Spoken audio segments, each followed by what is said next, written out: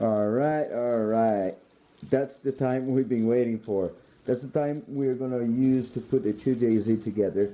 Today's video, I'm gonna show you what I've done to the engine and why I've done that to the engine. Of course, it wasn't me; it came from the shop, but it's all disassembled. So we are gonna do everything together, get the rings and all that stuff. Not on this video, but of course you're gonna see stuff I've got, why, and all of that. So check it out.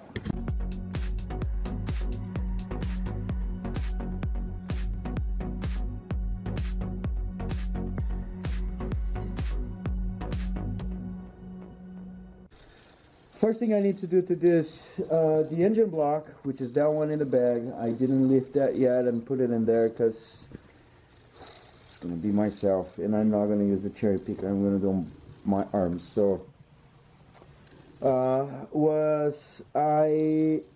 bore had a scratch, and the scratch was like this, and of course I can't fix that honing. I have the hone thing up there. See that flax hone? That's what I use to hone my this car, and it worked perfectly. But I couldn't do on this one because the scratch was too deep. So talking to the machine shop, we decided to just increase the bore 0.20, right? That's nothing. Of course, it changes the compression ratio and all that stuff, and but it is needed. So I got the pistons, which it was also for that bore, and I sent the pistons to the shop. So the shop made the bore to the engine according to whatever I had in here. Apparently it was everything basically the same. He said that sometimes it has a little difference between those, so that's why he wanted me to send it to him so he could measure and then get the bore specifically done for each one of the cylinders. But in this case, I think everything was fine. The other thing that needed to be done was the seating of the valves, and the valves are here. The seating of the valves and the valves itself, it had some I want to say corrosion, but it's not corrosion. It had something weird in here. So he did it wasn't a lapping job. It was something else in here that, yeah, so that makes this be new again. So those are brand new, right? So they have all the job done. They're going to sit 100% in there. And as opposed to the Eclipse that I did the lapping job and put the compound and keep doing that thing. I thought I would do that on this car again, on this engine, but apparently it was a little worse than that. So that would kind of work, but I still have those imperfections, those corrosion. I don't know. He showed me a picture. I'm going to see if he can send it to me, and I'm going to show you right here. So that was the second thing.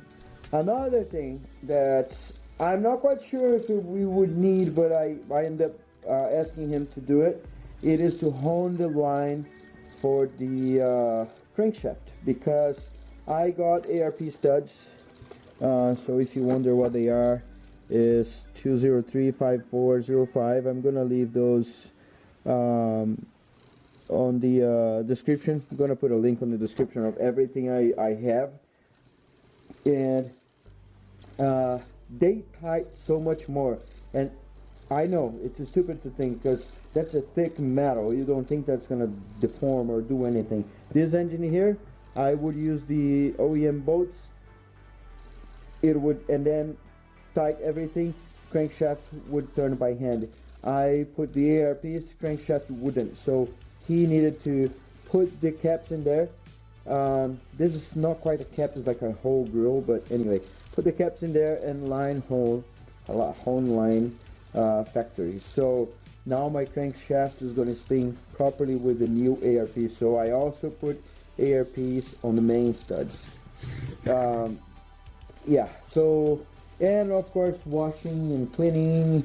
Let's go over here.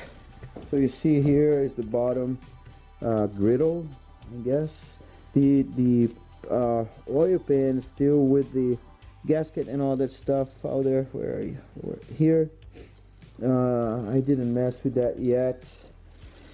And the engine's here, beautiful, just waiting for me to put it in there. The rings, we are going to get the rings, and we're going to gap the rings, I guess.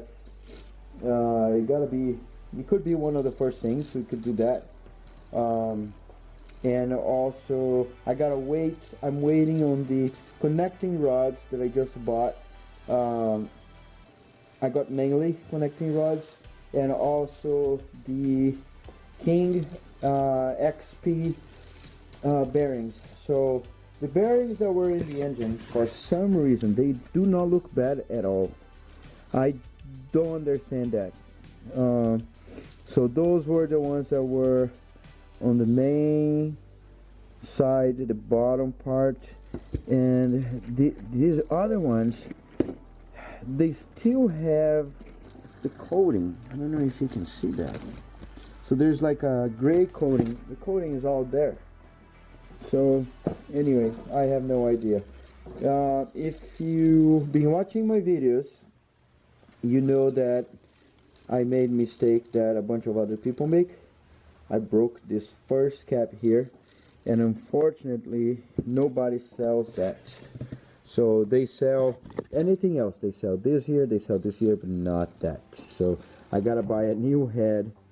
And I was discussing with some people, and it doesn't look like that those two little things, those two bolts, will make any difference. I could still put the bolts in there and they will tighten just the edge of it, but if the bolts get loose and get floppy inside the head, it's worse. Then, you know, if the cap gets loose and start leaking some oil, because then I can see and I can fix the other one. When the bolt gets there, it's gonna be kaboom.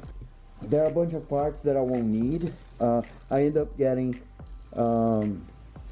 those injectors. I got new injectors which were 1200 cc's. Sad enough, they were the wrong kind.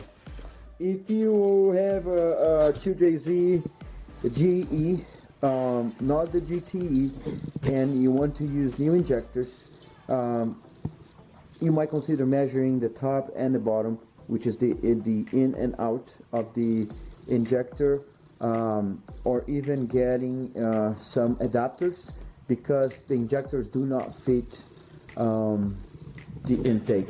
So that's the intake that goes, the fuel rail goes on top of that, and the injectors go right here. So this is the output, goes right in there. And the problem is the GTE, which are the injectors I got, they are too thick, they don't get in there. So yeah, I could go around and, you know, take to the shop and they're gonna make a nice big hole in there that's gonna fit it, or I can buy adapters. But I got an ECU that does not work with low Z injectors. I can get a resistor box and other stuff, but you know what, I got them used. It was a very good deal, so I'm gonna sell them back out, get a 1200 cc to someone that needs for this thing, and I'm gonna get a high Z, which are those guys in there.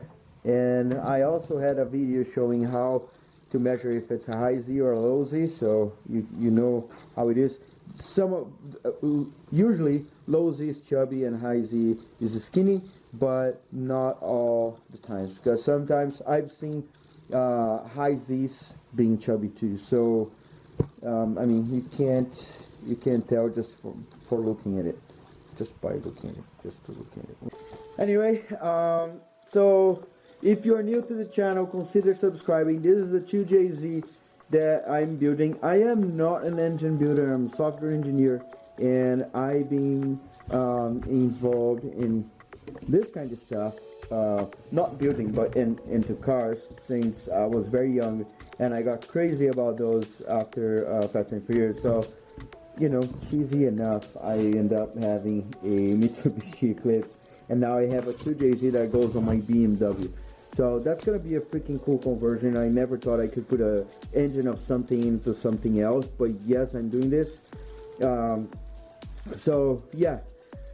The other thing is, if you guys think, whatever you guys think I should do, just hit me up. Just make a comment. Or I want to paint the block, but I don't know. I don't want to paint black. Black is kind of lame. So which color do you think I should do it? It's like something cool. So you look this here.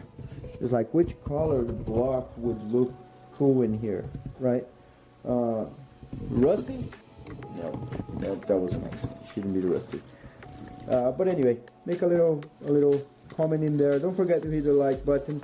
And again, do not forget to subscribe. That helps me a lot. And you know how it goes, right? I'll see you on the next video.